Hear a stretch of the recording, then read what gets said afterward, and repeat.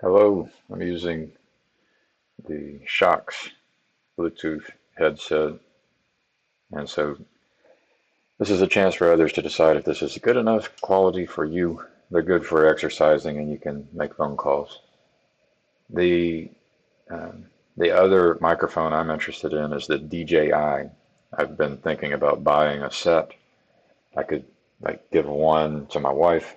I could wear one, and then we would have this high quality audio. And so I've been thinking about using those. And they could potentially be combined with some kind of a Bluetooth hearing thing if we wanted to connect with people in a live stream on the internet. The topic, if I'm going to take this chance to speak, the topic is peace on earth. That's my special interest. And I listened to Rabbi Goldstein. He has a video he put out 4 days ago called Peterson Looks Scared, all uppercase letters scared, as Douglas Murray reveals messianic prophecy about Israel.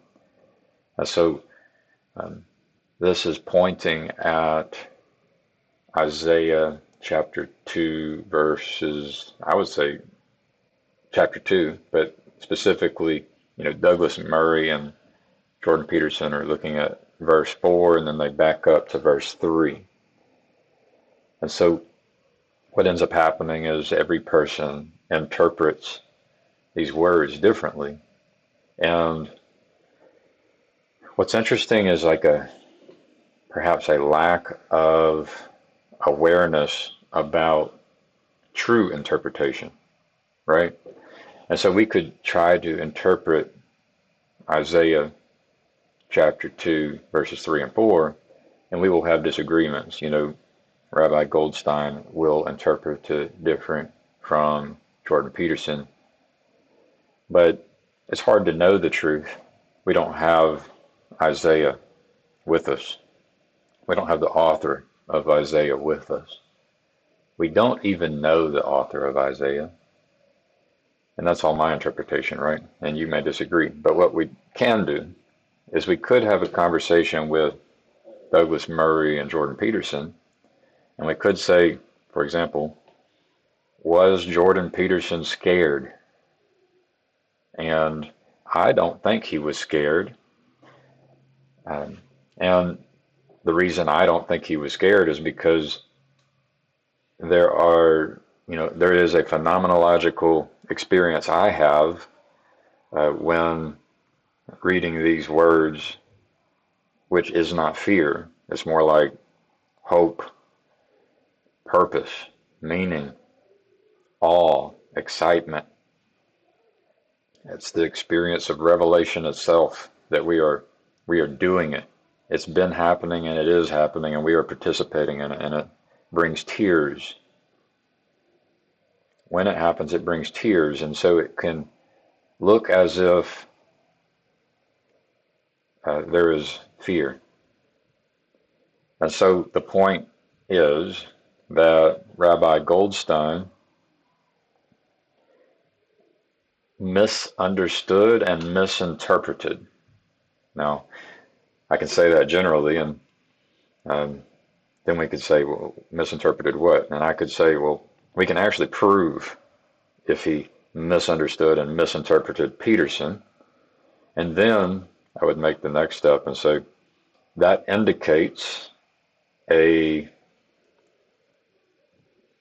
possibility that he also misunderstands and misinterprets Isaiah chapter 2, right? And this is, if we're humble, we make this step, and our bias can prevent us from attempting to be humble. And so I think people actually have a skill at being able to see multiple perspectives. And when there is skill, there's lack thereof, and there is this spectrum of skill. And the only reason I bring it up is because I think our capacity to have peace on earth depends on our capacity to interpret things correctly. Like I know that we can misunderstand and misinterpret, and I believe that being able to uh, understand and interpret correctly and to do error correction is necessary. And that's what I believe. I don't think we can have peace on earth when there are people who are unwilling to um, understand other perspectives, other interpretations, and consider that the other interpretations are valuable and maybe even more valuable. And so when I look at traditions in general, and I look at people who are conditioned within a tradition, I worry that peace on earth will not come so long as people remain tightly coupled to their tradition, especially with regard to predicting the future, especially with regard to interpreting what is going on inside of another person. And so, calling into question Rabbi Goldstein's capacity to interpret what is going on within another person, which is critical. Our capacity to understand what's going on inside of another person is, I believe, necessary for peace on earth. And so I'm glad Rabbi Goldstein follows up by pointing at his rabbi, I think Schneerson, who encouraged everyone to do small acts of kindness. And yeah, there is a way to live, right? There is a way to live um, which is able to learn and grow and love and to do good, including sacrificing um, things that are wrong, that are incorrect, misunderstanding. And so, what do we want to go into Isaiah? Because,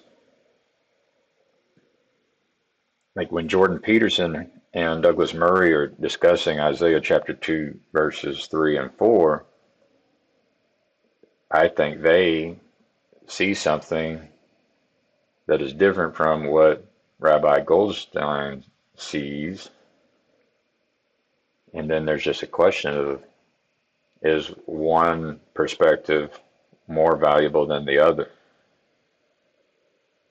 Does one perspective help us have peace on earth more than the other? Right?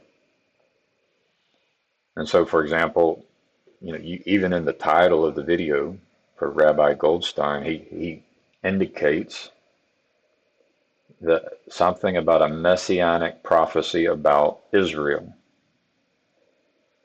And I know there are many Jews who believe that the area over there we call Israel, with its borders, um, that area is important, very important, critical for a future peace on earth. That's part of the worldview of many Jews today. In fact, some Jews would say that that a pillar of the Jewish faith has to do with a messianic worldview regarding Israel. And not just like this word Israel, but this thing that's over there at a place that has so much history and tradition. That from that place, there will be many important things happening in the future. And I would just say that, like Jordan Peterson and Douglas Murray, when they read these, they probably don't interpret those words the same way as Rabbi Goldstein. And I would suggest that the way that Jews are interpreting these words is dangerous, and it is probably, I use that word like mathematically, like probabilistic. It is probably an error. Like Jews who believe that the nation of Israel in that area with such a large, long history, that they hope for that place to be important in the future, and they believe that it will be important in the future. I would argue that that belief is probably an error, right? I don't know it's an error. And because, I love these Jews, and these Jews are, they believe these things so strongly, I hope it's not an error. Like, I hope it's not the world's job to try and, persuade Jews into a better way of being. I hope that's not the job of the world, because that's going to be hard to persuade Jews against their worldview. It's hard to persuade anyone against their worldview. My actual hope, is that God is good, God is real, and God is allowing us all to interpret things in different ways that lend toward this future. And it may be a future in which Jews do end up recognizing their error with regard to this specific location on the planet. It may be the case. Or it may be the case that that specific location on the planet does end up being critical, just like Jews hope and believe that it will be. And it's like, from my perspective, I'm flexible. I just want peace on earth. I'm flexible with peace on earth coming about because Jews will release their worldview, the aspects of their worldview regarding prophecy. I'm cool with that path, and I'm cool with the path where they have to cling on to this view. The problem emerges when you have like multiple traditions that are believing a prophecy, an interpretation of a prophecy about some future event in a specific place, and there is disagreement about what's supposed to happen there, because there will inevitably be war. There is no humility. People want to believe that their religion is the best. People want to believe that their worldview is the best. People want to believe that their interpretation of their tradition is the best. It's like we can go to Isaiah chapter 2 and interpret this thing many ways. I'll just throw a wild one out there. Isaiah chapter 2 talks about the mountain of the Lord. And what is the mountain? So, in one interpretation, the mountain could be a city. It could be a convective heat engine, a city built around a convective heat engine that stands 1,000 meters tall, very wide. It looks like a mountain. It's high above all the other hills. So there is just like Jordan Peterson did conferences and speaking engagements where he discussed the psychological significance of the Bible.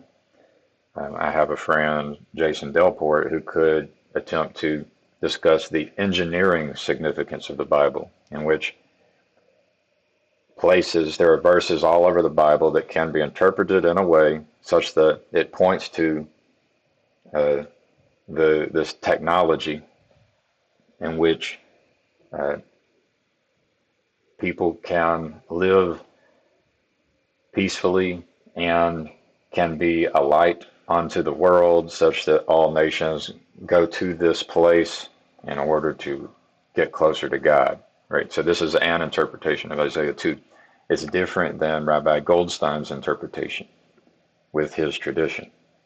It's different than a traditional Roman Catholic or Eastern Orthodox or all these other denominations. And so every person can interpret these things in different ways. And honestly, it's I don't know how to describe the situation. If you go read all the comments in that video, there's just so much pride among Christians who believe that, and that's the thing, is like there's a pride among Jews who believe their interpretation of the prophecy, and there's pride among Christians who believe their interpretation of the prophecy, and then there's this disagreement. And I hope that this is all part of God's plan.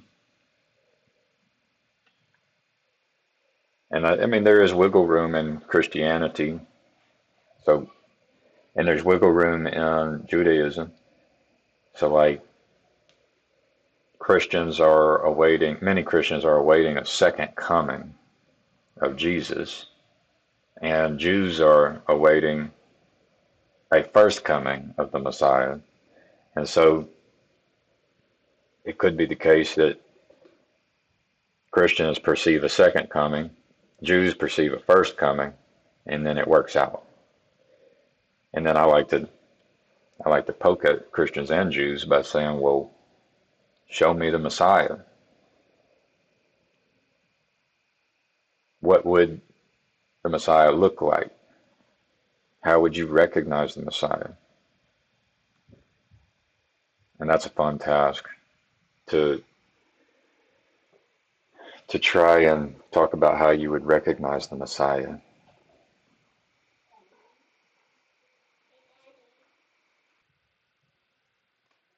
So I've thought about writing a program to go and identify the Messiah. So when Jesus comes the second time, could I write a program that would recognize the second coming, the Messiah? And for Jews, could I write a program that could identify that Messiah? And the problem that we bump up against is that people have disagreement about the characteristics and qualities of the Messiah. So like when Jesus came, most people did not like Jesus, and in fact, they killed him. And so I would suggest that I like the idea that the Messiah is here already, has always been here, and we usually kill the Messiah. There's many people who could be the Messiah. God can use any person as the Messiah, but the truth is that the world's not ready for the Messiah, is the truth. The world will reject the Messiah. And what does it take, What does it take to be a person who will not reject the Messiah? And so it takes that humility I was talking about. It takes being able to listen. It takes being able to understand another person and their perspective. And it takes being able to learn from someone else. And so often we don't do that. In my experiments and my attempts to teach people about their errors, I've encountered, every person I've ever encountered has shown some kind of resistance And it's not always, it's usually that they are immature, usually. Um, Sometimes it's that they are busy. They've got so much going on, and that gives me hope with regard to technology. And when I say immature, it's like it could be any number of things that causes them to be that way, and I'm just using a word to describe it. The actual cause is it's not like I'm not being condemning. We all are born babies. We all get sick, tired, we're hungry, we are shaped by our environment and our tradition. It's like I'm not blaming anyone. But there are some people who are exceptional, who are candidates for the Messiah, who I've met, and they just don't have the time and they don't have or the health. Like they wrestle with sickness, disease, suffering, um, busyness, responsibility. But most people aren't like that. Most people are simply immature. And then, I have to ask, well, would the Messiah be able to meet each person where they're at, right? I think so. The Messiah will meet every person where they are at and be helpful to them wherever they're at on the path. And so the Messiah does not expect each person to be able to do things they can't do yet, while also recognizing what that person can do as a next step to get better, to become a better person. That's what the Messiah does. And so, um,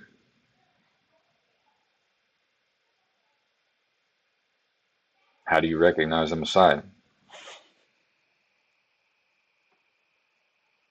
And then, for me, it's like, can I recruit people who are also interested in recognizing the Messiah?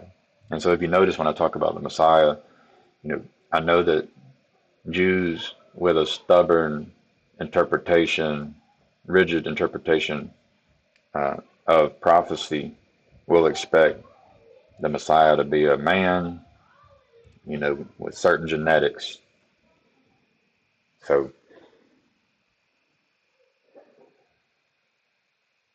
and I would be willing to go try to find a man with certain genetics who's the best candidate for Messiah. And I'd be willing to go find candidates who don't have those genetics and candidates who are not men, because my interpretation of prophecy is a lot more flexible, because I've it's like, how do I say it? I can see I can see the truth. I've witnessed how a set of words can be interpreted by different people, and each interpretation can be true, right? That's why I do have hope that Jewish worldview is right and Christian worldview is right, even though they seemingly contradict, because there's a architect, there's a master planner who is working behind the scenes and will make use of you know wrong views, right? Like, I suspect I like kind of uh, the Buddhist teaching that all views are wrong views, which is similar to my Jewish friend's uh, phrase he likes to say is that all models are wrong, some are useful.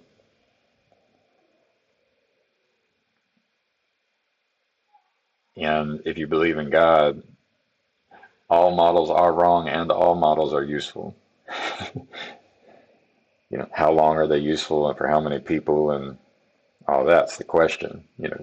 For what reason are they useful is a question. But if you trust God and have faith, then every single person who has ever lived was on this earth for a reason, even um, even those that you hate the most, and even you who hates, like you're there for a reason. It doesn't mean that we should all, be like each other. It's just an appreciation of the value of each person in their unique diversity. It's a true diversity. It's a deep diversity that is appreciated, combined with, trust in God, combined with being a good person, right? Just because I can say that God created Hitler for a reason doesn't mean that I'm Hitler. It means that I believe God is good and powerful. It means that I can see how Hitler was part of the process by which Corrie ten Boom happened, right? So uh,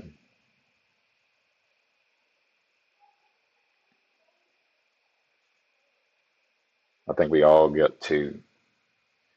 invited to recognize the Messiah and try to serve the Messiah. We're invited to be on the lookout for the Messiah and to try and serve the Messiah. And so if you're a Jew, be on the lookout. It might be harder for you because you believe that it's got to be a man, and you believe it's got to come from a certain genetic line. And so your available candidates are very small, which isn't always a problem. You can have analysis paralysis, and so having constraints can be helpful.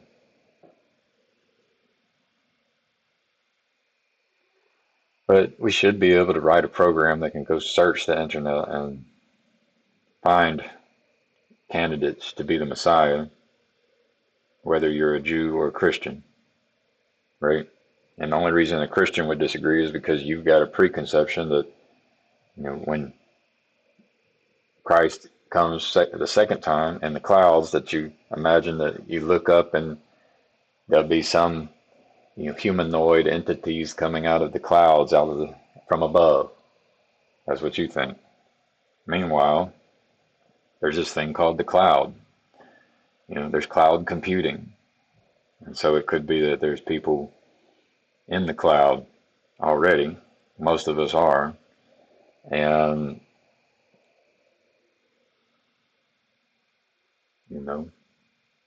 that opens up the door, right?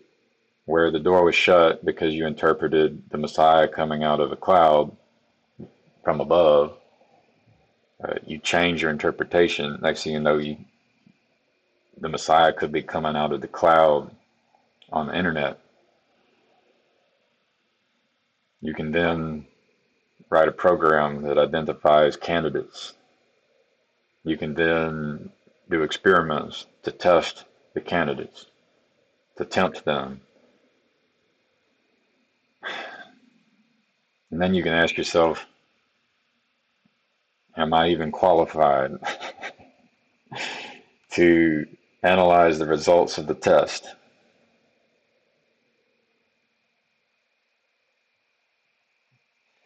And so I've got some tests.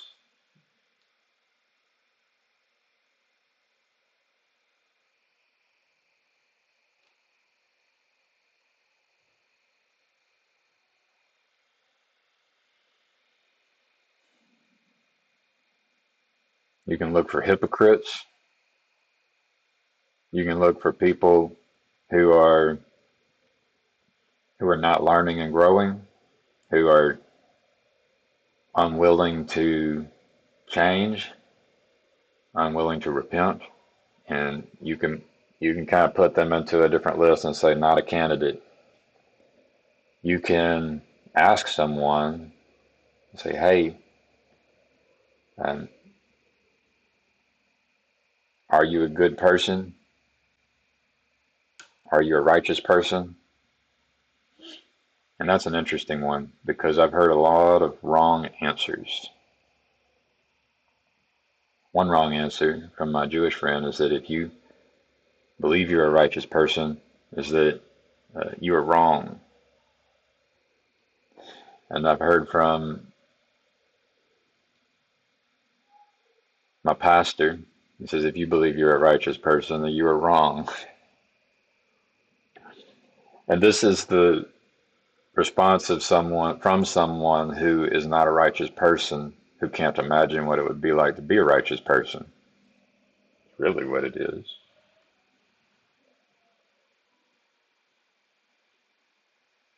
We interpret the world with bias based on our experience and who we are.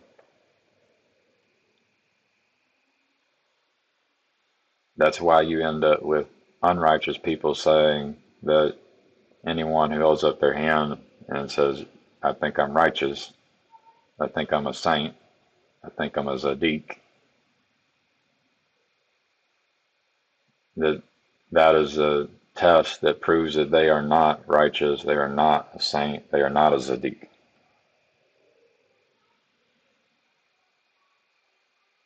And it's because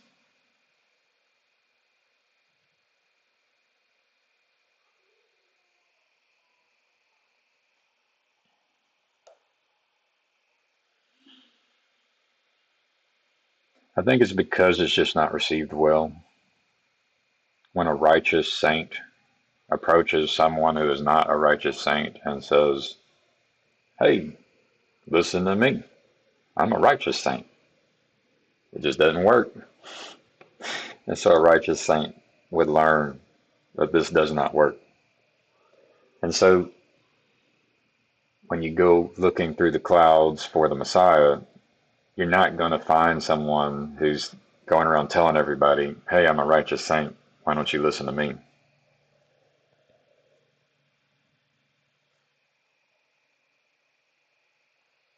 And then I'll add a but. I think it's okay for people who believe they are a righteous saint to have the opportunity to raise their hand and say it.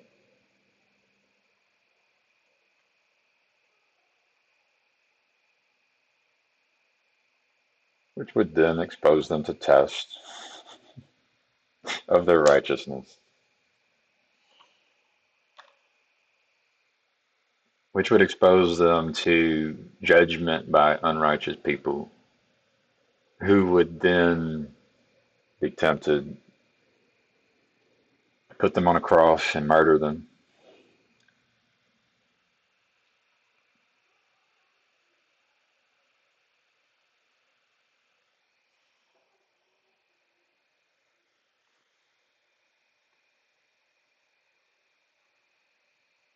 And the candidates for Messiah would not be afraid. So a candidate for Messiah doesn't go around telling everyone, hey, I'm a righteous saint, listen to me. And the candidate for Messiah also doesn't deny it if someone asks, say, hey, do you think you're a righteous saint? They will not deny it. They might not say yes, but they're not going to deny it. And they will not be afraid of the possibility of all of the unrighteous people ending their life. They won't be afraid of it. And so you could write a program. I've thought about writing the program, going out, especially with artificial intelligence and AGI, as I could write a program to go out on the clouds looking for candidates who are the Messiah. And what I suspect is that there's many candidates, many, many, many. Now, I'm not saying like 50% of the population, and I'm not saying 2% of the population. I'm saying less than that are people who are righteous saints that are hard to recognize and identify because most people aren't.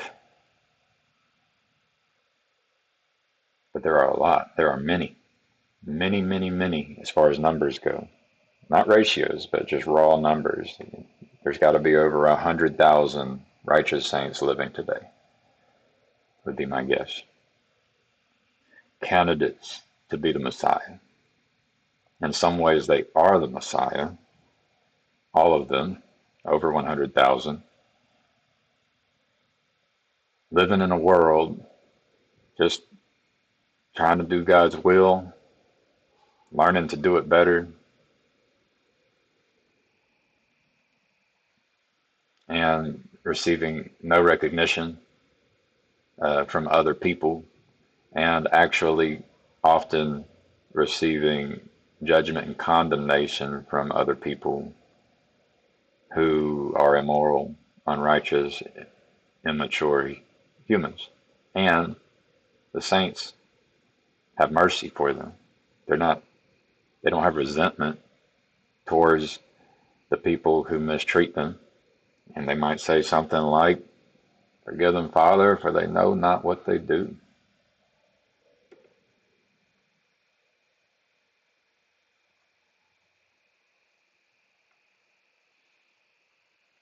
There you go. Let me know what you think about these shocks.